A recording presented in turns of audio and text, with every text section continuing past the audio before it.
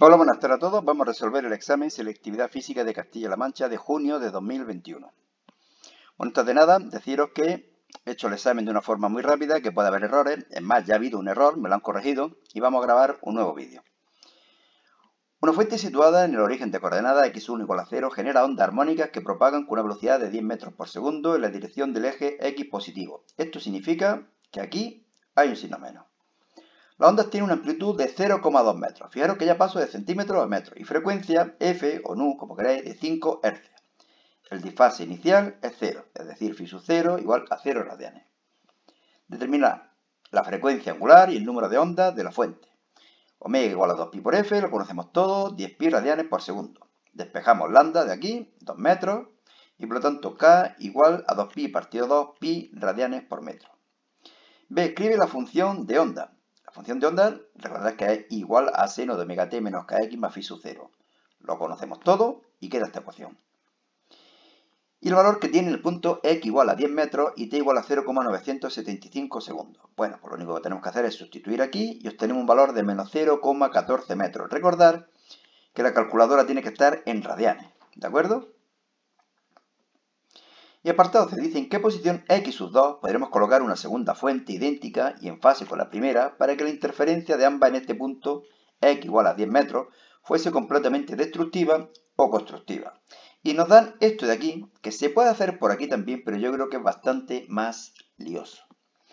¿Qué podemos hacer? Recordar que cuando la diferencia entre las dos distancias desde los dos focos hasta un punto determinado es igual a una longitud de onda,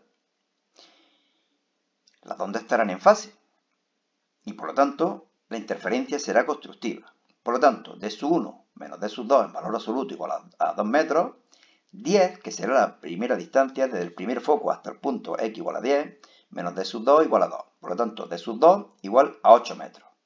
¿En qué punto tenemos que poner la segunda fuente para que esté a 8 metros del punto x igual a 10? Pues x igual a 2 metros. Pero evidentemente también me sirven los puntos que estén separados 2 metros, o 4, o 6, 8, etc. ¿Por qué? Pues porque entre estos puntos hay una longitud de onda. ¿De acuerdo? Interferencia destructiva cuando la diferencia de la distancia sea media longitud de onda. Hacemos todo igual y obtenemos 9 metros y por lo tanto x sub 2 igual a 1 metro o 3, 5, 7, etc. Vamos al segundo ejercicio que dice que lanzamos desde el polo una nave con una velocidad de 2500 metros por segundo. Determina la masa de la Tierra sabiendo el radio de la Tierra y la aceleración de la gravedad en su superficie. Bueno, este primer apartado es una chorrada. Despejamos, calculamos y obtenemos un valor de 5,96 por 10 elevado a 24 kilogramos. Fijaros que es interesante porque este valor supongo que lo sabíais la mayoría. Bueno, 5,96, 5,98, 6,0, pero este valor aproximadamente. B. Determina hasta qué altura máxima sube antes de caer de nuevo sobre la Tierra. Lo único que tenemos que hacer es aplicar el principio de conservación de la energía mecánica. Fijaros cómo la masa de la nave no influye, se va, se va, se va.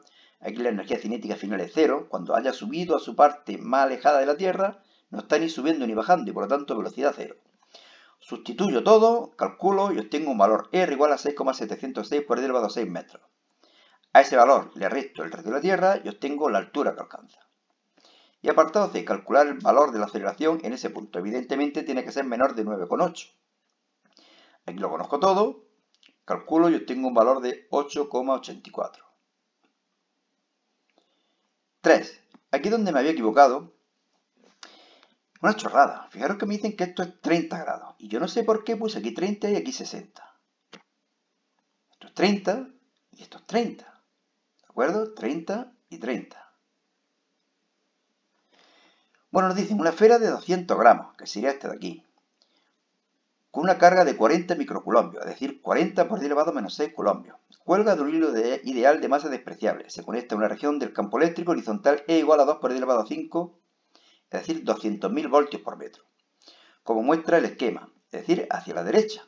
Si la esfera se va hacia la izquierda, es porque sufre una fuerza de sentido contrario al campo eléctrico y por lo tanto la carga es negativa. Ángulo de 30 grados. Dice, realiza un esquema razonando con las fuerzas presentes en el sistema y determina razonadamente el signo de la carga de la esfera. Bueno, aquí lo tenéis, estas son el peso, la normal, la tensión y la fuerza eléctrica, la fuerza ejercida por el campo eléctrico. Escribe las ecuaciones de la estática para este problema y obtiene el valor de la tensión y de la reacción normal de la pared. A ver si podemos tenerlo aquí. Exacto. El dibujo y las dos ecuaciones. Componentes verticales. T seno de 30 es igual a mg. Horizontales. N más T coseno de 30 igual a fuerza eléctrica. De la primera ecuación lo conozco todo por la tensión, la despejo y obtengo un valor de 3,92. 0,2 por 9,8 dividido 0,5. 9,8, 0,98, 1,96, 3,92. Vale. De la segunda lo conozco todo menos la normal y obtengo un valor de 4,61 newton. Nos dice en el apartado C, ¿para qué valor el campo eléctrico de la esfera dejará de tocar la pared? ¿Cuándo dejará de tocar la pared? Cuando la normal valga 0. Es decir, esto es un 0 y ahora despejo E. Y tengo que obtener un valor inferior al inicial. Recordad que era 2 por 10 elevado a 5 y no sé por qué yo pensaba que 2 por 10 elevado a 5 era 20.000. Y digo, si me sale 84.000 y sé que este número tiene que ser más pequeño. Claro, es que el otro no es 20.000, es 200.000.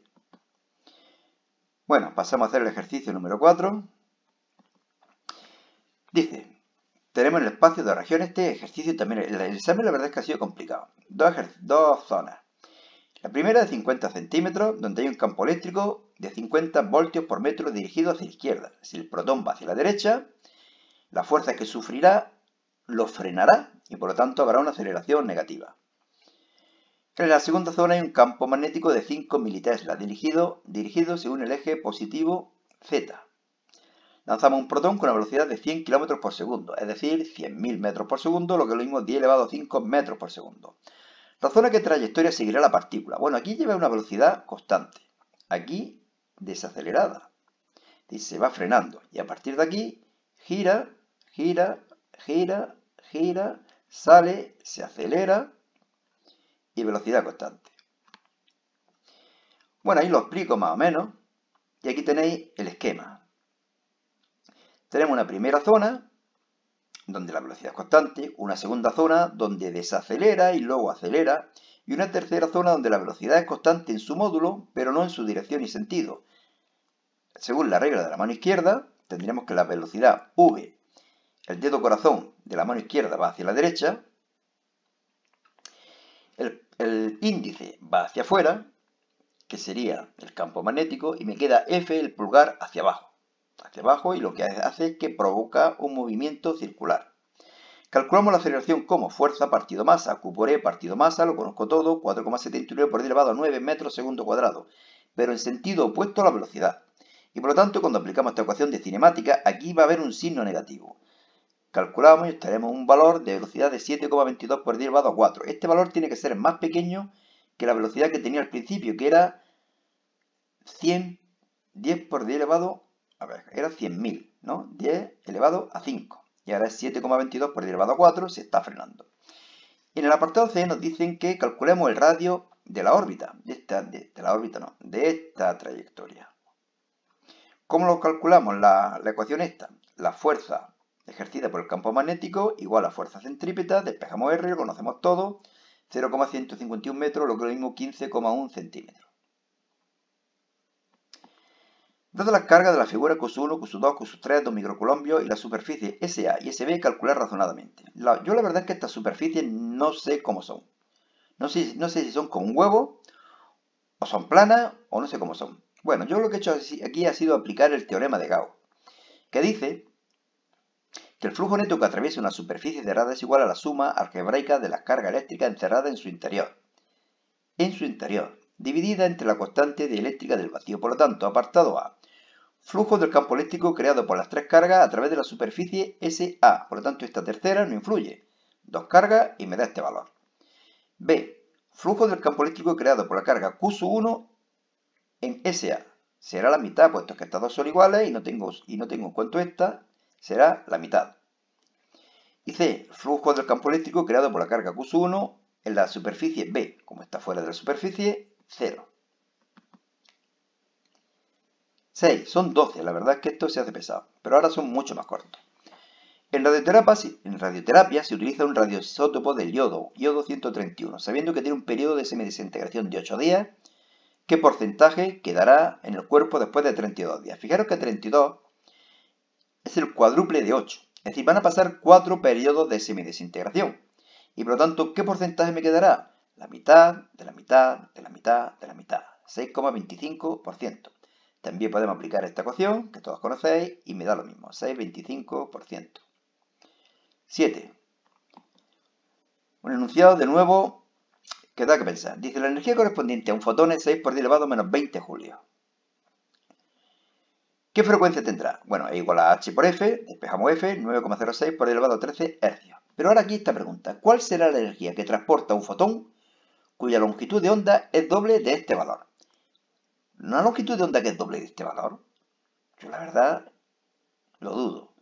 Quizás sea doble de la longitud de onda del fotón que tiene esta energía. Eso es lo que yo he supuesto. Y como la energía es inversamente proporcional a la longitud de onda, la energía será la mitad, puesto que la longitud de onda es el doble. Es decir, 3 por 10 elevado menos 20. Que no se refiere a ese número que yo acabo de decir, sino a este de aquí o a este de aquí. Aplicamos esta ecuación y listo. Pero la verdad es que el enunciado queda un poco en el aire. Ejercicio número 8. Una explosión libera 10 elevado a 7 julios de energía en 5 segundos. El 50% de esa energía se convierte en ondas sonoras. ¿Qué vamos a hacer? 10 elevado a 7 entre 2 y dividimos por 5 para calcular la potencia. Me resulta ser 10 elevado a 6 vatios, es decir, 1.000.000 de vatios o 1 megavatio. El sonido se propaga en frentes de onda esféricos. Calcula la intensidad de la onda a 110 metros. Intensidad, potencia, superficie, potencia, superficie, potencia, superficie. 6,58 vatios por metro cuadrado. Nivel de intensidad sonora, beta, 10, logaritmo y sub 0, lo conozco todo, 128,18 decibelios. Fijaros que ahora los problemas son más cortos. Calcula la fuerza electromotriz en función del tiempo para una espira cuadrada de 0,5 metros de lado cuando la hacemos girar con una velocidad angular de 200 radianes por segundo en el interior de un campo magnético uniforme de 0,8 tesla.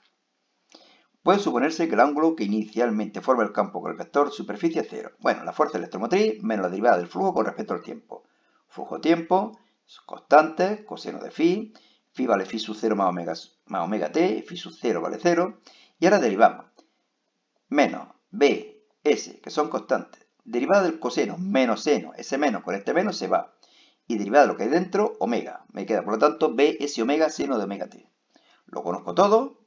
Lo dejo en función del tiempo, pero todo esto de aquí es 40, por lo tanto sería 40 seno de 200t. Pregunta teórica, ¿puede el índice de refracción absoluto de un medio transparente tener un valor menor que la unidad? No, siempre mayor que 1. Aquí viene la explicación. ¿Puede la longitud de onda de una luz monocromática ser mayor en el agua en el vacío? No. Ahí tenéis la explicación. Parad el vídeo y lo podéis leer. Penúltima. Muy fácil, aunque yo me había equivocado. Fijaros que aquí se nota que me había equivocado. Nos dicen que un péndulo en la Luna, para 3 oscilaciones, se miden estos 3 tiempos, 14,4, 14,5, 14,3, 14,6. Que calculemos la gravedad teniendo en cuenta estos 4 factores, estos 4 valores, mejor dicho. Fórmula del péndulo simple, t igual a 2pi, raíz cuadrada de L partido G. Despejamos G. Sustituimos y obtenemos estos 3 valores. Lo que es evidente es que tienen que ser parecidos. Y recordar que en la Luna era 1,6, 1,5, no creo, no estoy seguro del valor. Pero evidentemente estos valores son bastante lógicos. Nos dice el apartado B que es donde me había equivocado inicialmente y que aquí se ve perfectamente cómo me había equivocado. ¿Qué tiempo debería haberse medido para esas 3 oscilaciones si el vídeo hubiese sido filmado en la Tierra? Aplicamos la misma ecuación, t igual a raíz cuadrada de 4pi cuadrado L partido G, y obtengo un valor de 1,9 segundos. Voy a hacer de nuevo esta operación. 4 por pi al cuadrado por 0,9 dividido 9,8 raíz cuadrada.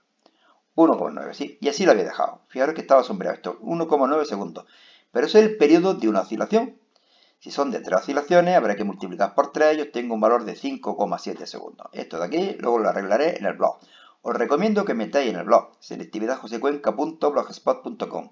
En él podéis encontrar en formato PDF todos los exámenes que estamos colgando en el canal. Y pregunta número 12, teoría, la leemos y podéis leerla con detenimiento. Dice, dejamos caer un imán con polo norte hacia abajo a través de una bobina y medimos la siguiente curva de voltaje de la bobina en función del tiempo. Explica por qué aparece voltaje en la bobina. Bueno, pues porque cambia el flujo magnético. A medida que se va acercando, el flujo magnético es mayor y como varía el flujo magnético, aparece una fuerza electromotriz inducida. ¿Por qué hay un pico positivo seguido por uno negativo? Pues porque cuando el imán atraviesa la bobina, el sentido de la corriente cambia y por lo tanto primero es positivo y luego es negativo. ¿Cómo cambiaría la curva si hubiésemos dejado caer el imán con el polo sur hacia abajo? Pues este valor positivo sería negativo y este negativo sería positivo. Es decir, la gráfica vendría por aquí, para abajo, para arriba y para el medio, como el vino. Bueno, pues nada más, vuelvo a decir lo mismo que antes. Es posible que haya errores, me había equivocado, ya digo, en un ángulo, había puesto 60 grados cuando eran 30 grados. Me lo decís, corrijo el vídeo y listo, papeles. Bueno, suerte y hasta otra.